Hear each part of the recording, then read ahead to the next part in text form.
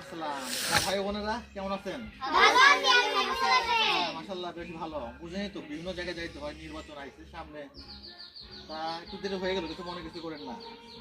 তা ভাই বোনেরা আমার তো সময় খুব অল্প, আবার অন্য জায়গায় যাইতে হবে মিটিংয়ে।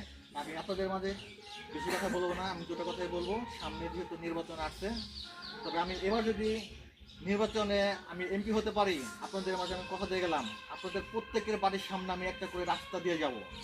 স্যার আমার একটা কথা আছে। কি কথা? আমি থাকি গরিব দুঃখী মানুষ, বেসালাই খাই, আমার একটা বাড়ি দিতে হইব। আচ্ছা, বাড়ি দিতে হবে। আর কারো কোনো কথা আছে? স্যার আমার একটা কথা আছে। স্যার আমি কুড়ে ঘরে থাকি, আমার একটা বাড়ি করে দিতে পারবো। আচ্ছা ঠিক আছে। দেখছো নি বলে রাস্তায় দিমু না, একটা করে বাড়ি যেতেছে। আগে তো এমপি হয়ে লই, তারপর দিমু না একখানে বাসে দিমু না প্রত্যেকের বাড়িতে একটা করে। তো ঠিক আছে ভাই বোনরা, আমার সময় যেহেতু নাই, যে করিম সাহেব তাহলে আমার সমস্যা নেই, ভোটটা ঠিক মতো সিল মাইরেন, ঠিক আছে? ঠিক আছে। আপনারা সবাইকে সব চাহিদা দিয়ে ব্যাক করে। আসসালামু আলাইকুম।